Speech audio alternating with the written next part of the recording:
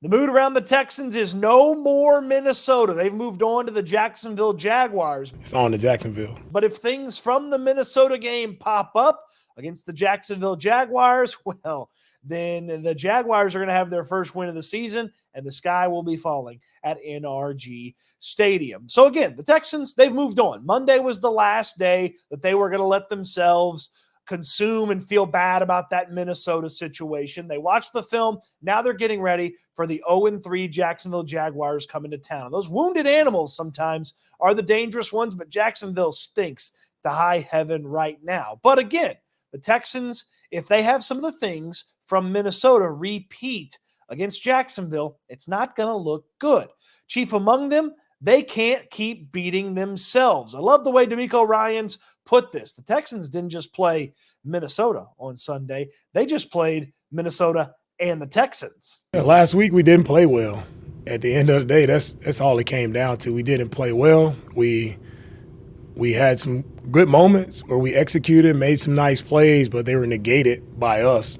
So it's very hard to win, again, when you got the Texans and the Vikings playing against the Texans. That's pretty hard to win that game. So once we get the Texans out of the way and we just go focus on our opponent and we handle us well, then we'll be just fine. So if the Texans have to beat the Texans and the Jaguars on Sunday, it's probably not going to go well for Houston. But if they can keep some of those things off the docket that were issues where they were beating themselves last week, they could go about this in a really solid, sound way and can put together an impressive game, hopefully for all 60 minutes, against a team that's not playing very well at all right now in the Jacksonville Jaguars. Among those things that the Texans didn't do well, they didn't play well along the offensive line, pass blocking or run blocking. DeMeco Ryans mentioned earlier this week, they have got to be able to run the football better. And the way that teams are playing C.J. Stroud right now, a whole lot more zone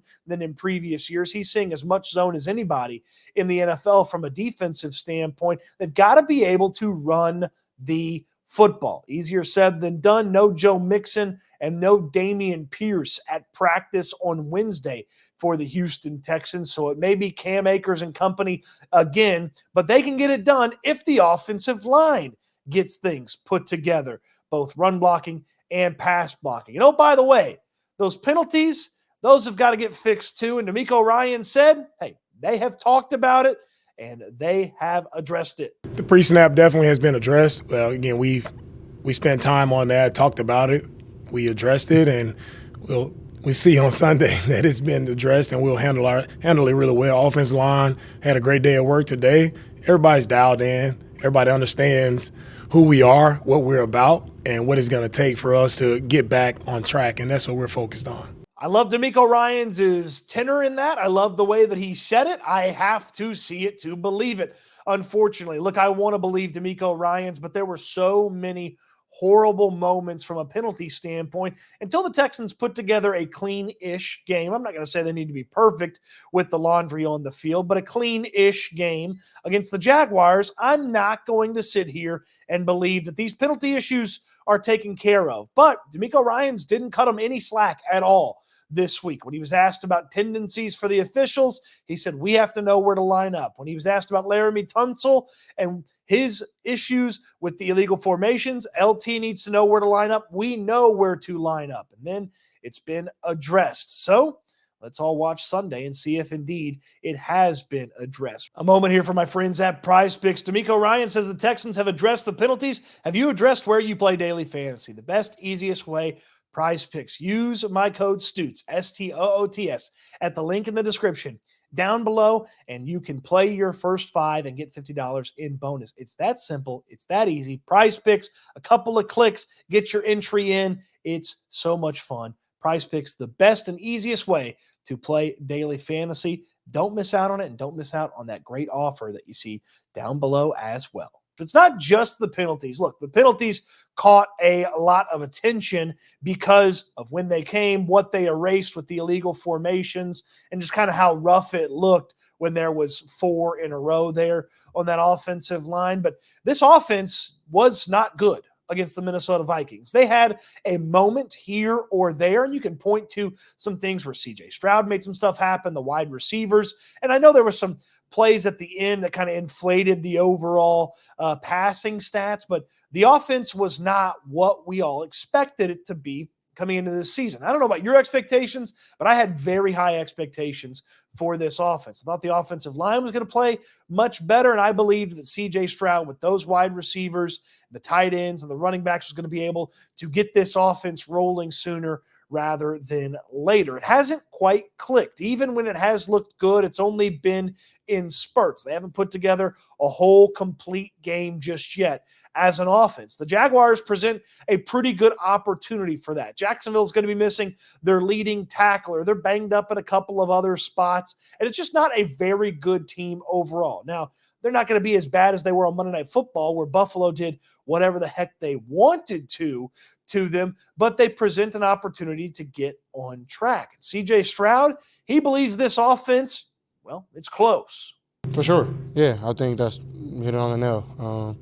A lot of things didn't go our way in that past game, and a lot of people from the outside are like, oh, what's going on? It's all crazy, but I think internally we know what we are. We know what work we've built in and what foundation we set. We just got to get back rolling on what we know Texan football to be. And I think once we start, owning into the little details, being more intentional, we'll start rolling again. I don't totally disagree with C.J. Stroud. You look at some of the success that Nico Collins has had over the first 3 games. Stefon Diggs in this most recent one, even before the game got out of hand. Doesn't seem like Tank Dell's going to play, but Nico Collins and Stefon Diggs, along with Xavier Hutchinson, Robert Woods, perhaps John Mechie, they should be able to help you. Plus, get the tight ends involved a little bit, and they've got to run the football better. I don't want to belabor the point, but they see styles of defense that make it difficult to get explosive plays through the air. The way to counteract that, get explosive plays on the ground, really beat a team up with the rushing attack,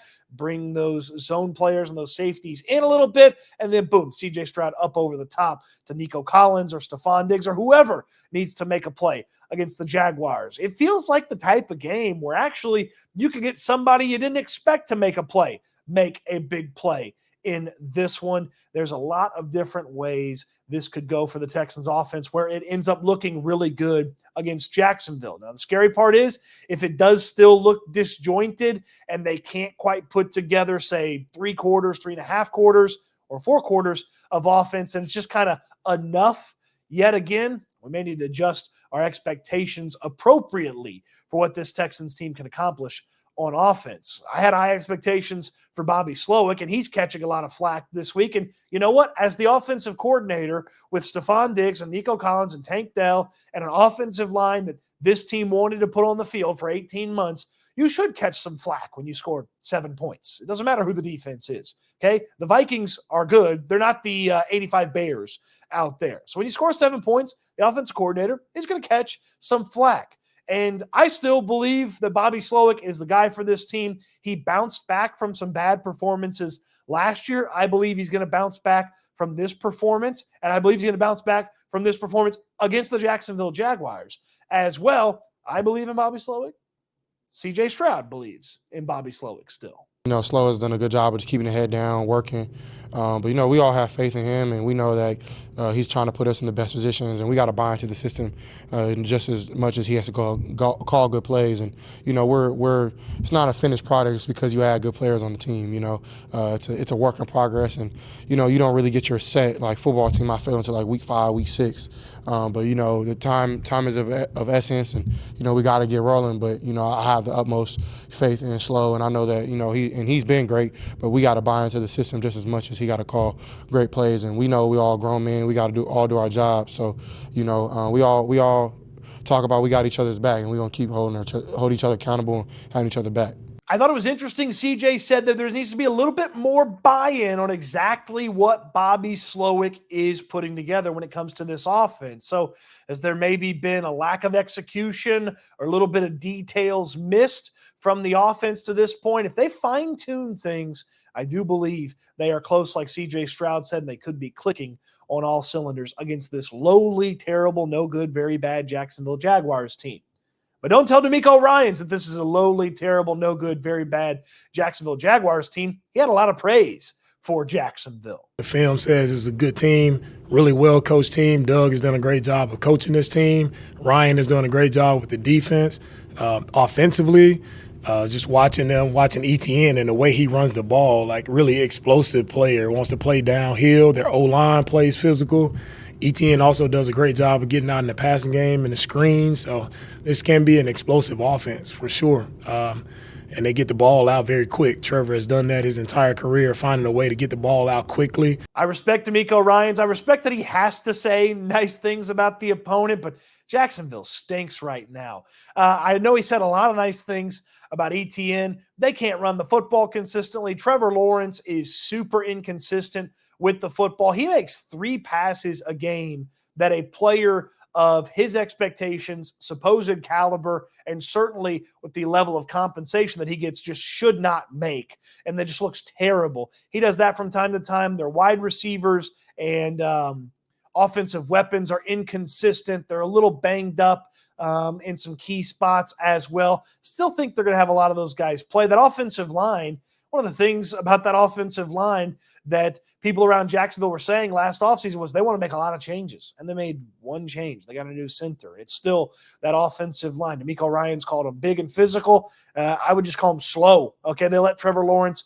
get pressured way too much, and teeing off Will Anderson and Daniil Hunter on this crew is sure going to be fun for the Texans defense. So DeMeco Ryans said nice things about the Jaguars. I'm not going to say very many nice things about the Jacksonville Jaguars. They stink. And this is the perfect time for a stinky team to show up on the schedule for this Houston Texans team. They've got a lot to clean up. They've got a lot to fix, and they've got a great opportunity to showcase that they are the type of team that can bounce back in a hurry. Some teams take a few weeks to come back, and the Texans' schedule doesn't really present that opportunity. After Jacksonville, Buffalo's coming to town. That's one of the best teams in the National Football League that's coming into your place after this game against Jacksonville. You don't have a whole lot of weeks to get better and slowly and methodically jump back into this thing. It's got to be similar to last year. The offense stunk in Carolina last year.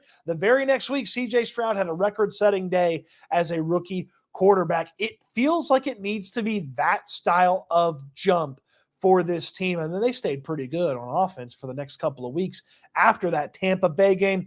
They could need something similar here against Jacksonville, and it's a good opportunity against this Jaguars team. I like the mentality the Texans have taken this week. Yes, the opponent is important, scouting them, getting ready for what they may bring to the table. But this week, very much this week, maybe more so than any of the previous weeks, is about the Texans. The Texans have to perform this week and take care of what they can control. They have to execute on offense. They have to be even tougher on defense than they have been. And they have to walk out of NRG Stadium on Sunday with a victory against the Jacksonville Jaguars. What say you?